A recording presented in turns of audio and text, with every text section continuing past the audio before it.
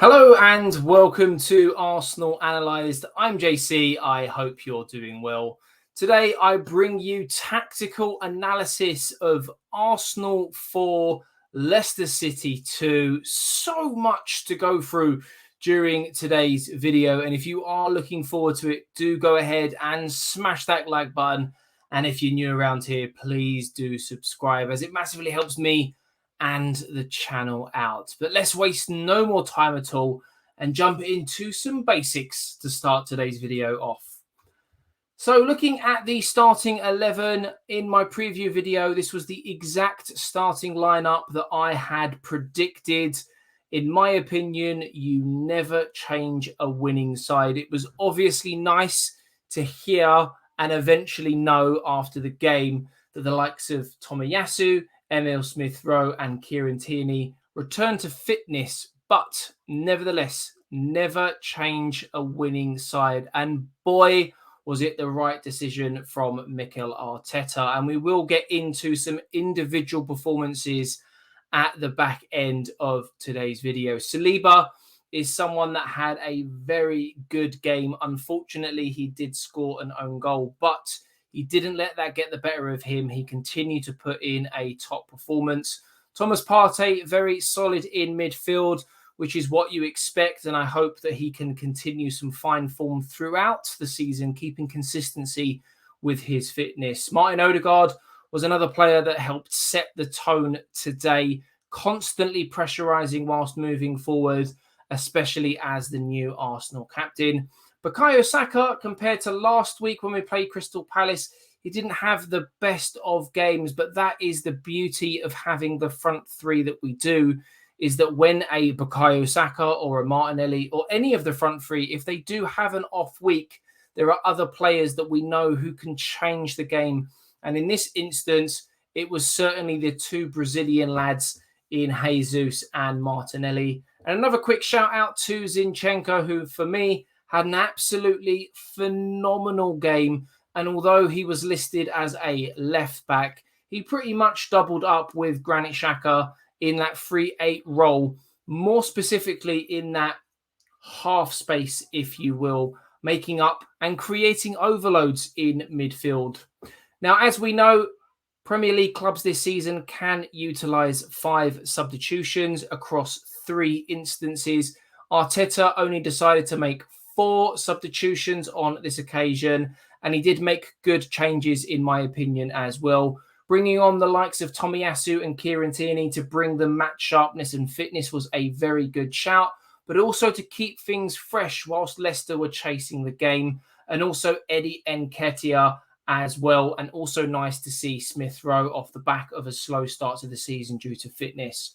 When looking at the match stats on the right-hand side, although the graph does say 0-0, bad on my part, obviously Arsenal won 4-2. Some really impressive stats. Arsenal recording a total of 19 shots and also an XG of 8.353, which is absolutely ridiculous.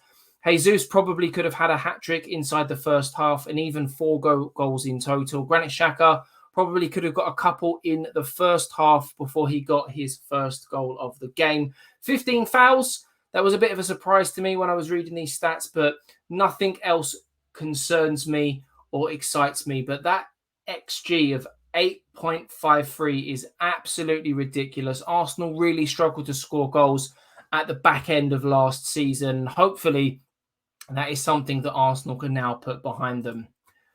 With regards to shape and action areas, we can see here on the right-hand side, Arsenal, very, very familiar territory with the shape that they're in. And as mentioned in the previous slide, we saw Zinchenko effectively doubling up with Granit Xhaka in that half space, 34 and 35, you can see there in those red dots. Thomas Partey situating himself between the back 2, if you will, as Ben White did push forward. Surprisingly, Gabriel Martinelli was the furthest player forward of the attacking front 3. When we look back at last season, for any of the regular watchers on the channel, we often spoke about how far forward and advanced Bukayo Saka was. But for me, Martinelli, this is the season that he needs to kick on. Last year, he stayed fit for long periods of time and we really need for him to kick on. And the link-up play between him, Granit Xhaka, and Jesus in this particular game was phenomenal.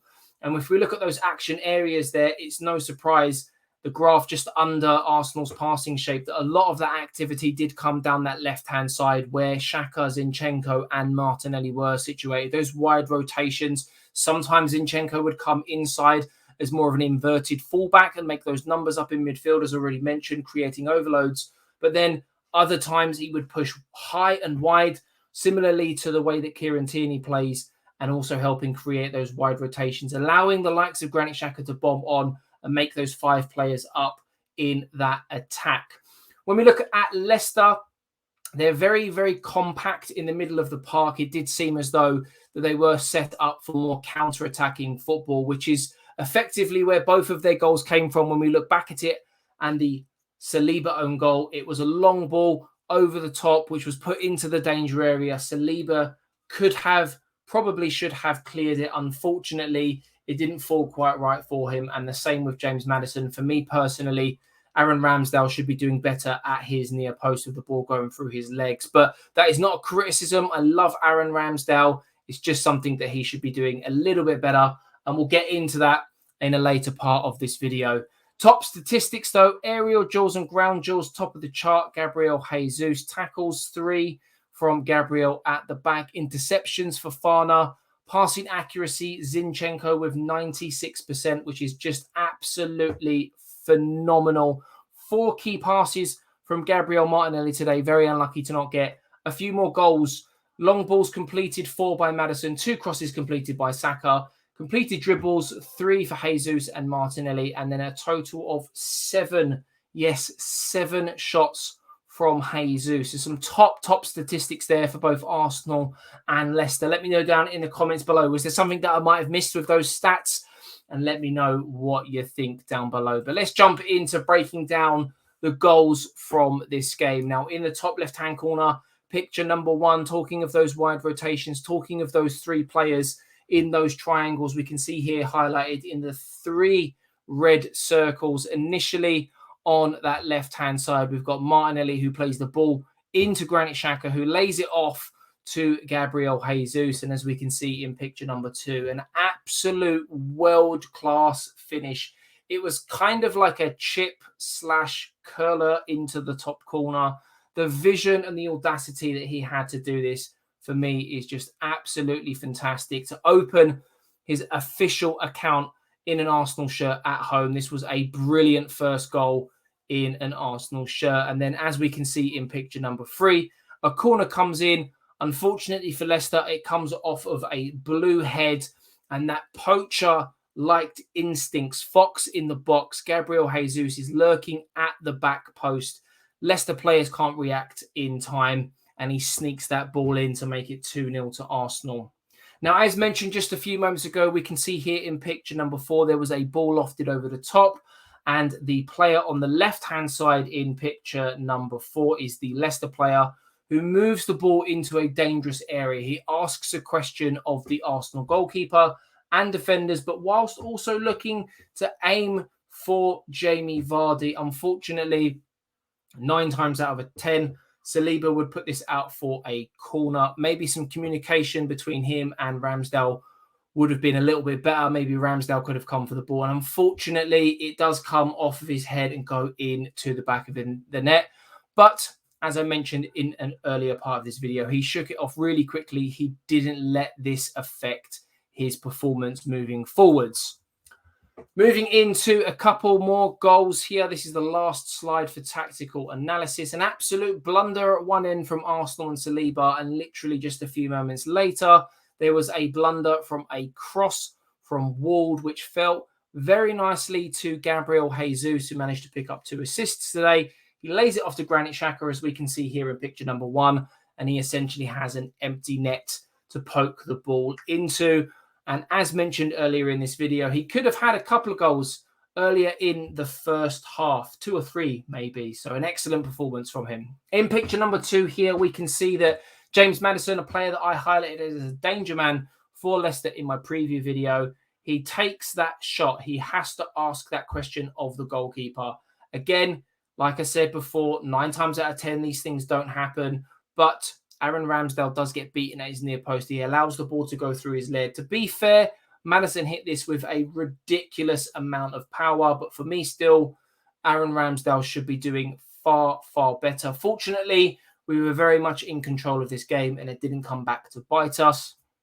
Picture number 3, we can see here that Gabriel Jesus has the ball and these 2 red arrows are highlighting the pass from Gabriel Jesus and the run from Gabriel Martinelli, who actually it's him himself that wins the ball before finishing off the move that we can see here in picture number 4. Zinchenko to his left. I did think in real time that he was going to lay this off to Zinchenko, who would eventually get the ball into the box for an effort on goal. But I think Gabriel Martinelli really does surprise everyone. The goalkeeper didn't move at all. It hits the post and goes in to make it 4-2, because it was literally moments later after the Maddison goal, which would have been very much squeaky bum time for that last 10-15 minutes of the game. But Martinelli with a fantastic finish, who, again, just like Granit Xhaka, could have had a few goals in this game, but he helped calm those nerves. But who, in my opinion, had some top performances in this game. So many good performances in this particular fixture. But we're going to start off with Granit Xhaka. You can see there his heat map on that right-hand side. And you can see there in that deep red, playing in that 3-8 role, although he did get back at times defending when needed, he very much operated in that half space, allowing the likes of Gabriel Jesus and Martinelli to push forward and create opportunities for this team. But a goal and an assist to his name, 58 touches, superb passing accuracy at 88%, 2 key passes, which is just brilliant to see, 2 long balls completed, 3 duels won, and 1 clearance. He was absolutely everywhere today. A top performance from a guy that is often under the spotlight and criticised. Number 2, we've got Gabriel Martinelli, who did manage to get himself on the score sheet. And we can often see here in the heat map on the right-hand side that he did come inside, playing that inside forward role. And as mentioned right back at the very beginning of the video, he did link up very well with the likes of Granit Xhaka and Zinchenko, who are operating in those half spaces. So they did very, very well between the 3 of them to expose that area of the pitch. And we can see here that he was up against Fofana, who, in my opinion, he absolutely had on toast. 47 touches, 3 dribbles completed, 92% passing completion, which is brilliant. 4 key passes completed, which is top stuff.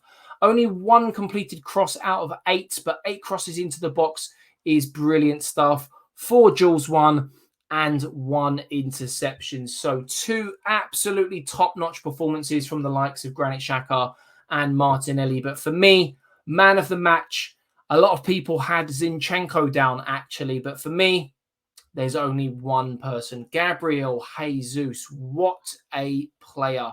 2 goals, 2 assists, 7 shots in the game, 54 touches, 3 completed dribbles, 3 key passes, whilst his passing completion, it's not terrible at 76%, let me add that, but compared to some of the other players that we've looked at today, is at the lower end, and 8 duels won. This player is the striker that Arsenal have been screaming out for, and I'll put my neck on the line and say that if we had this man at the back end of last season, Arsenal will have qualified for the Champions League last year. He will have contributed 15 goals to Arsenal last season. I can absolutely guarantee it.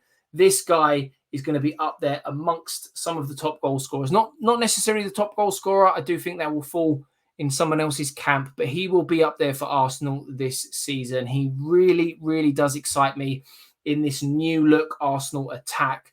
What a player. Man of the match for me. Let me know down in the comments below. Was he your man of the match, or was it someone else?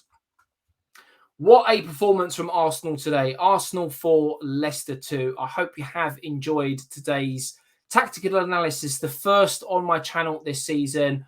Unfortunately, I couldn't bring you an analysis video on the Palace game due to some technical issues on my laptop, which have now been resolved. But if you have enjoyed today's video, go ahead and smash that like button. Subscribe if you're new around here. And next week, we have at least 3 videos coming up on the channel. We have a preview video, a tactical analysis, and the second episode of Arsenal Analysed. So get that notification bell on, keep those eyes peeled, and I hope you have enjoyed today's video. But for now, I'm JC, and I will catch you in the next one. Stay safe and take care.